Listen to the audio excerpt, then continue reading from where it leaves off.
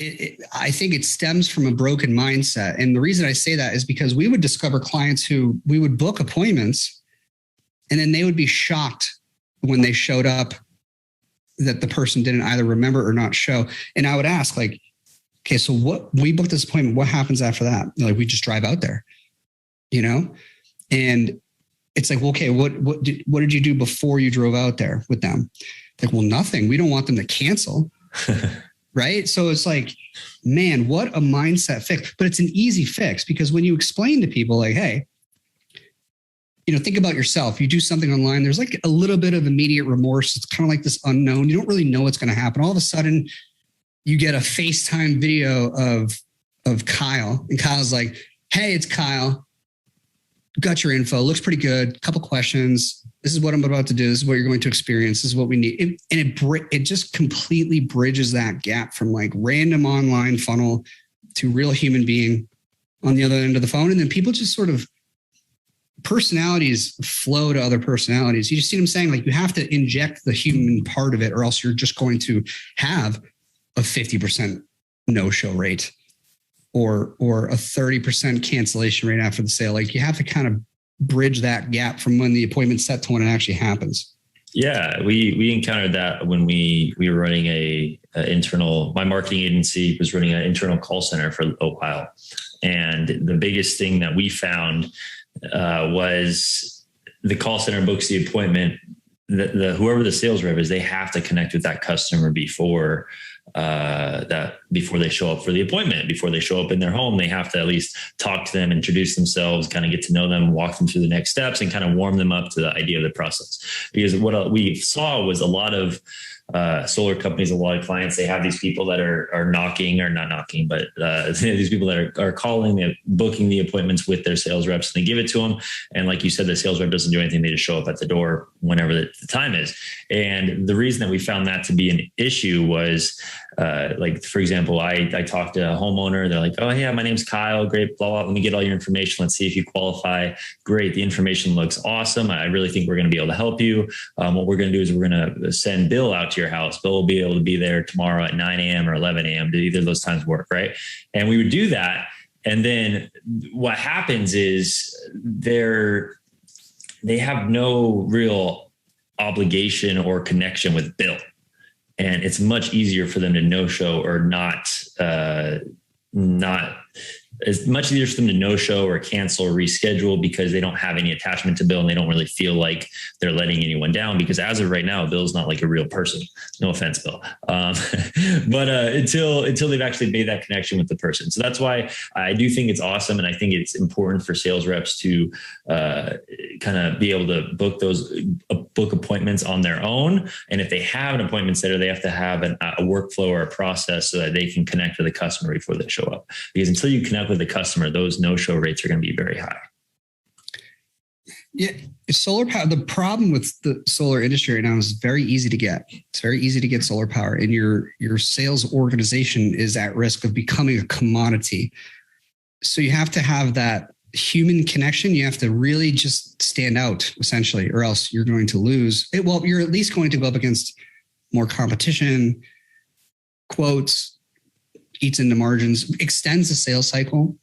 For example, like I would call people and basically just say, hey, Jim, it's Bill. And I would sort of like, my goal at that point would for them to ask, do I know you? Right.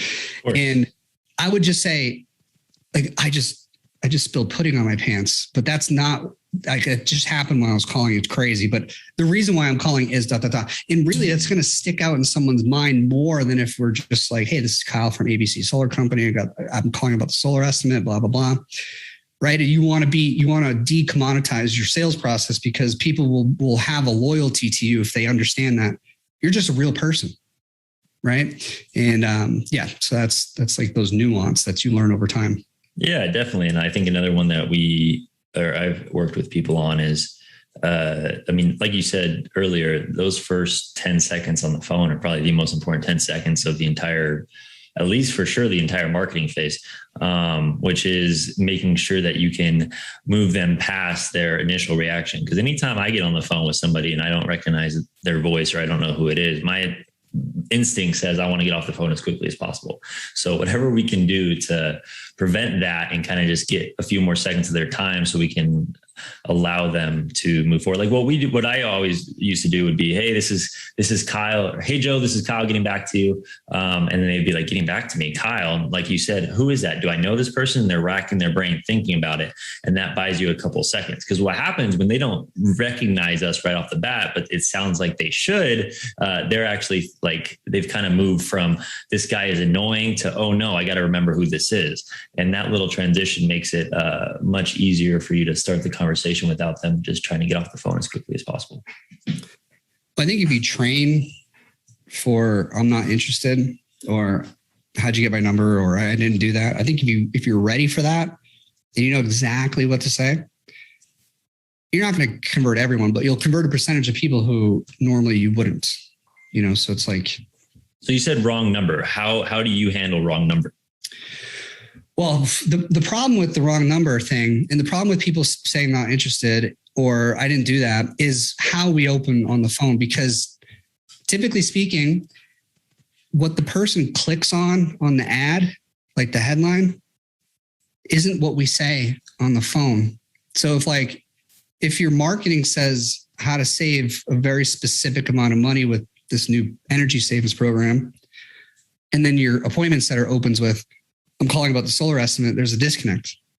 People are like super intuitive, so they can smell bullshit, right? So it's like, that's not me. I didn't do that, right? So I think that's really where it comes. Now, when people do give you that verbal stiff arm, it's totally cool. You know what I'm saying? Like, I understand, I get it. Before I let you go, would it be okay if I took 30 seconds of your time, told you why I'm calling, and if it doesn't make sense, you can hang up on me? Sound good? And it's just that sweet little pivot. And again, you're not going to get everyone with that, but you're going to get a percentage of people who you never would get if you didn't do that. And you just roll through. And it's very conversational. Like, everyone wants to answer this question. Like, what is this all about? Right? And it's like, here's what this is all about. Essentially is what you do. Government wants people to conserve power. There's huge rebates and incentives, right? Plus, what most people don't understand is there's this alternative program to purchase kilowatt hours from Encore. See, Encore's largest expense is peak demand. They have to generate power in the middle of the day, right? And it's expensive for them. So what they do is they have this alternative plan to purchase kilowatt hours at a greatly reduced rate. Now, it's a program you have to qualify for. And the way you qualify is you have to produce some electricity from your own roof, right? With solar power. You have to. And the only way you qualify for solar power is you have to meet two criteria. Number one has to be no dollars out of your pocket. And number two, the savings actually have to be upfront for you. So on our call or on our appointment, whatever, we'll go through your pitch, azimuth, radiance, load of the home. We'll figure out if those things are true for you. And if they are, we'll show you how you could potentially save $10,000 on electricity bills in the next X amount of years.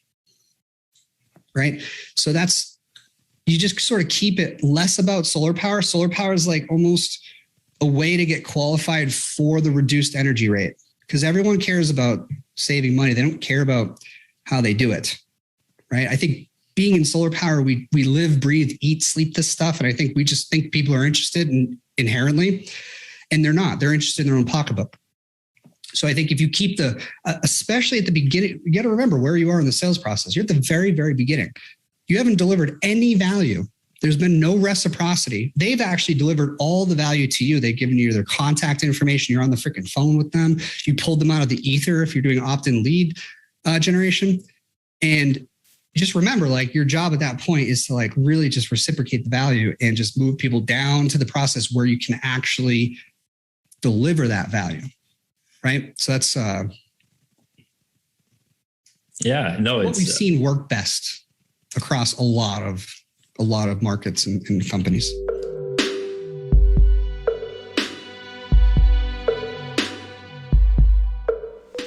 What's up, everybody? This is Kyle. Again, thank you so much for watching this episode of the Solar Growth Show. My hair, this is why I wear hats like every day, because I like my hair long and it's always a mess. But I appreciate you guys watching this. While you're here, please like, comment, subscribe, hit the notification bell, whatever you can do to support the channel and get future videos so that you can grow your solar business and your solar company, and we can continue to make this industry and this world a better place. So until next time, thank you and take care.